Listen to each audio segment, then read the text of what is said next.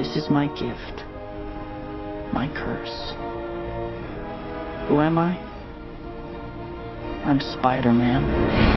Hey yo, welcome to the brand new challenge run. Today we are putting our finest spandex and playing Dark Souls exactly like your friendly neighborhood Spider-Man. He might have lost his ability to shoot webs and climb walls, but it will not stop him from kicking enemies' balls. We start at the Northern Asylum with nothing but these hands, rated E for everyone. Yeah, let's not do that, otherwise we'll both be miserable. We got our Estus Flask and did superhero landing on the face of Asylum Demon. Look, Spider-Man had to use knife for his survival and also to get out from this jail. We got dropped off by a giant crow since we cannot do web swing. We cannot do hand-to-hand combat judging from our previous fight, and the bandit knife is way out of character. So we are going to use weapon that resemble Spider-Man. Something like his web suits. Something like the whip. But not just any whips though, only the regular one because of the design, and we can get the weapon early due to the use of master key. So we headed towards the Blight Town. Even the blow dart guy is not amused by our hand-to-hand combat, so I'm gonna put some knife in your body. All we gotta do is this jump. Hey, don't push me. We got our whip, and we're gonna beat this guy for pushing us. This is a calculated fall since we are going to start fresh from the Filing Shrine. Yeah, that's it. No other meanings. We have our Spider-Man turned from hero to Dominator. Don't ask how I know this, so let's focus on our journey. Now let's see how good whip is on the closed space. Oh, it's actually bad. And here is the Taurus Demon. Since we cannot plunge attack using whip, we're gonna go with the run and stun strategy. And just like that, Taurus Demon goes down. We met with the friendly neighborhood Solar, then we reached the undead Paris bonfire. The damage from this whip is so bad even when two-handed, so we're gonna need to do some grinding. But first, let's get our favorite shield. Hey, don't bounce on my head. We got our grass crest shield but then died to the halberd knight. After some grinding, we upgraded our whip to +5 cause we definitely don't want to be at disadvantage against the battle gargoyles. On our way, we whipped some sense into the enchanted hollows, and it's time for the first true boss fight. Honestly, the damage from the whip is not bad, but it is also upgraded to +5, so there's that. We go for our drink, but the range of that weapon is way too good. Once again, going for the Estus was a very bad idea. Finally, on our third try, we managed to kill the first gargoyle, which eventually led us to killing the second one as well. And thus we ring our first bell of awakening. If there are any symbiotes here, that bell sound should have sent them running away. We are going full blast on the dexterity since that is the only scaling the weapon uses. Spidey sense telling me this one is dangerous. We headed towards the Capra Demon boss arena and we immediately got slammed. Even with the Spidey sense, we couldn't predict getting mauled by these two dogs in the New Year alleyway. The slow start animation and the bouncing off, so much pain. With only the Capra Demon left, we started aggressively whipping, eventually beating him and giving us the key to the depths. We went ahead and bought the magic weapon since it might make whip look like a web, I guess. Now on to the depths. We whipped Butcher, got our large ember, then we got bullied by the channeler and his rats. And now the gaping dragon fight. Honestly, the damage is not too bad, but it's gonna take a lot of whipping. I mean, a lot. On the bright side, it keeps attacking us with the head slam, which helps us on getting that extra sweet damage. And with that done, the gaping dragon is gone. Gonna be dumping all into dexterity. Actually, I have a better idea. We are going to buy a Arthur's crest, which removes the seal, giving access to the Covenant. And after joining Covenant, we get access to that sweet backflipping ring. I mean, you can do Spider-Man cosplay run without doing backflipping. The damage is starting to get worse, and the amount it took me to reduce that health, not gonna do it again. I lied. After joining Covenant, we met with Shiva and started to head towards the Blight Town. It was the monster that took out the ninja bodyguard. We are just happened to be there to get the ring. These goddamn mosquitoes. We entered the Koilak boss room, and the damage is way worse than I imagined, but we are never gonna give it up. With patience, we started dealing damage little by little and eventually conquered the Koilak. With the boss defeated, we ring the second bell of awakening. Gonna be dumping all into dexterity, for real this time. Now on to the Sen Fortress. Not that way! After getting the last Titanite shard, we immediately went to Andre to ascend the weapon. We definitely don't want to be deficit with the whip. Backflipping our way through the traps, we eventually reach Richard, where we struggle a lot to defeat him. We upgraded our whip to +9 and then head towards the giant at the top of the tower. Everyone here is so chunky that we have to whip a lot to defeat them. With giant taken care of, we headed towards the iron golem. As you have guessed, the damage is very bad. Hey, stop grabbing me! My back! Oh, my back! Although the damage is bad, the weapon do stagger the golem, which means there is a chance to make him fall off the cliff. And guess what? We are going to make him fall off one day. Actually, our prayer has been answered. Since we cannot swing, we have to take any form of flying we can get, even though it is uncomfortable. We have reached Analondo and started whipping the cult of silent guys wearing matching white gimp suits. Then we got backshotted on the infamous archer area and sent straight to the bonfire. We upgraded our weapon to +10 through giant blacksmith, and it was time for the Ornstein and smoke fight. Actually, the damage is not bad. Maybe it's the magic weapon buff working, but we will take anything at this point. On trying to finish Ornstein, we got double team and got absolutely shredded. On next try, we managed to defeat Ornstein, but then got one-shotted by Super Smoke. It took some tries, but we managed to defeat Ornstein and Super Smoke. And with that, the first part is finished, but the journey is only going to get harder from here on out. We took greater magic weapon buff for that deeper blue effect and headed straight to the Northern Asylum. Here we backflip out of explosion and defeated Stray Demon. We also got the Peculiar Doll and may have freed the Oscar. We have soft cap our dexterity scaling, which means the only way of increasing our damage is through upgrading, and for that we have to get the greater large ember. And that's why we are in the new Londo ruins. We got the key to the seal as always and open the floodgate. After that we sprint our way to get the very large ember.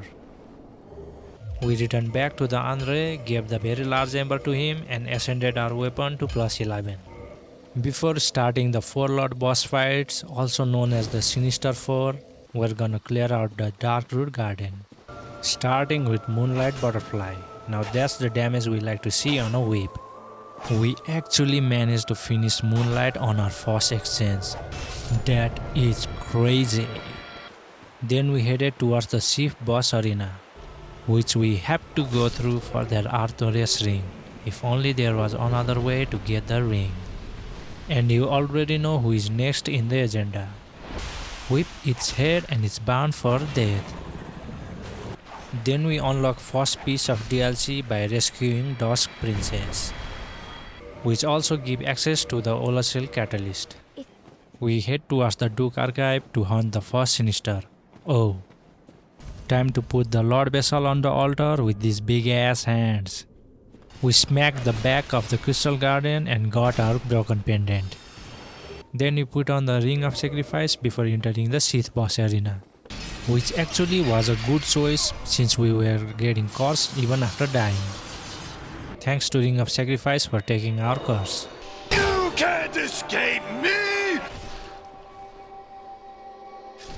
Oh, my back! After getting out of the Duke Archive, we headed towards the Crystal Cave. Why does this look like that sad Spider-Man video?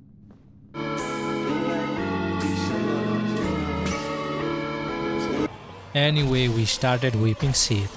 I think this might be the easiest boss among the 4 Lord boss if we look out for the crystal and quartz, mainly the quartz.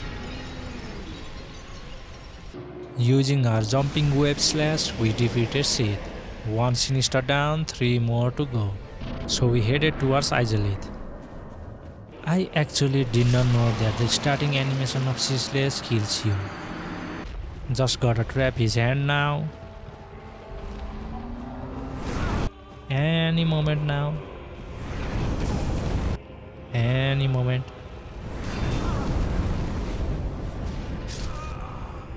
Alright, I give up. It's time for the normal strategy. This guy is doing moves that I have never seen before. The whip may be awakening something inside him. Definitely took a lot of time than I expected, but we eventually managed to defeat the Ceaseless Discharge. Since the previous boss took a lot of time, let's speedrun the other section. Nothing crazy here, just whip doing its work.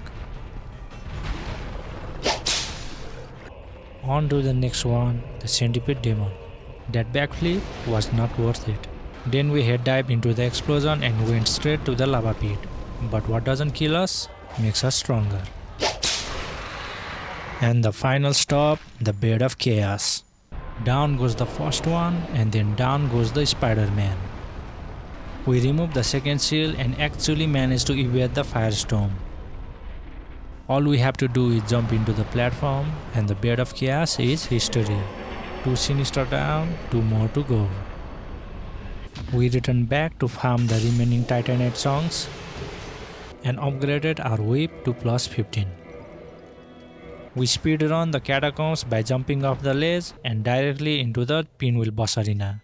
Nothing special about the fight other than the boss going down on a 4 hits. Man, talk about the overpowered whip. Then we went to the Tomb of Giants and what do we have here? Although we got tricked by the imposter, we got what we need the most in this area, a lantern. And we also saved the priestess on our way. Next up, Grave Lord Nito, another Lord boss. We thought we were going to die here by being stuck, but the miasma wave actually saved us. And then we started dealing good chunk of damage, eventually leading us to beating the Lord of Death. 3 sinister down, 1 more to go. And thus we go to the 4 kings. Oops. We have reached the DPS checking boss fight, but honestly the whip is doing pretty good. It has turned from a joke weapon into a somewhat effective weapon. After defeating kings one by one, we eventually managed to kill all kings, thus beating all the sinisters. These are our stats after defeating all sinisters. We return to the Anor Londo to face the Dark Moon Gondolin. Get it? Cause the sun is gone and the moon is the only light we see. Look, we speedrun the catacombs and we are not gonna go back. So we are gonna deal with the Dark Moon Gondolin on the dark. This way we didn't even have to fight the Firekeeper. So I guess it is kinda good. We enter the painting world of Ariamis and unlock the door contraption surrounded by the bone wheels. Let me show you my ninja flips to get out of the situation. Eventually we reach the boss room. You know what? She isn't meant to be haunted like this every time. As a Spider-Man, we are not gonna do unnecessary killing. So we are gonna get out of the painting world, leaving it as it is. Manage the door contraption, I guess. With the optional bosses done, we headed towards the DLC. First up, Sanctuary Garden. Although we were whiffing a lot due to the slow attack, we eventually managed to defeat the Sanctuary Garden. backflip my way to the Calamite Bridge, and we headed towards the main attraction, Sir Arthurius. Any weapon that can stop Arthurius' power-up animation is good in my book. Oh, you gonna flip on me? I'm gonna flip on you. With no Estus left and forgetting that humanity can restore our health, we even forgot to dodge, resulting in our crushing defeat. Our second try went way better. We even let the guy channel his dark juice. After bringing out his final flip for the audience, we became the Lord of the Flips. We took the crest key and it was time for the Calamite fight. But before that, we gave Soul of Arthurius to his friend like a superhero. Spending lot of time chipping away at Calamite's health bar with the leather whip, only to realize he forgot to hit record. Luckily for us, there was a record footage for the previous attempt, so we can kinda show it is possible with the whip. We chip away more than half of his health bar before dying. We have a Calamity's ring right here, which proves we actually beat Calamite. Before we can even think about throwing our leather whip at the primeval man himself, we have a much more important moral obligation. We need to rescue younger Sif. Although the whip was a worse weapon choice here, we did manage to save the younger Sif. Alright, it is time. We have saved the dog and now we are finally stepping through the final fog gate of the DLC to face Manus, Father of the Abyss. Although the damage looks bad, the fight is doable. We just gotta be careful to not get hit by their fighting game combo. And we also have to be very patient even if dealing one hit at a time. We used Silver Pendant against his dark attacks. Look at those dark attacks combining into one. I have never seen anything like that. With no Estus left, we were both in the last bit of health. And the moment I saw his combo animation, I immediately knew it was my victory. And we did it. The Abyss is cured, Sif is safe, and we have officially beaten the hardest DLC in the game using weapon meant for a completely different kind of dungeon. We have conquered the DLC and we have survived the deepest depths of depression. Now there is only one thing left to do. We are taking our terrible Spider-Man build back to the clean of the first flame to face the final boss of the game, Gwyn, Lord of the Cinder. Or as I would like to call him, the world's most aggressive fire-breathing senior citizen. We walk down the long-ass covered staircase, casually pairing the Black Knights along the way just to feel something again. We traverse the fog. Pling pling plong starts playing in the background and Gwyn immediately flies across the arena with his signature leaping slash. We hit the parry perfectly and start hitting the Gwyn for being a bad father. He did not like that and started whooping us with the fast combos. On our second attempt, we lock it in. We hit the parry loop perfectly and started whipping Lord of Cinder for the good damage. After multiple parrying and whipping, the legendary deity finally falls to his knees and dissolves into the pile of fading embers. And with that, the legendary challenge run using Spider-Man and the whip has been completed. If you like this type of challenge run, please like, comment and subscribe for the more future content. See you soon.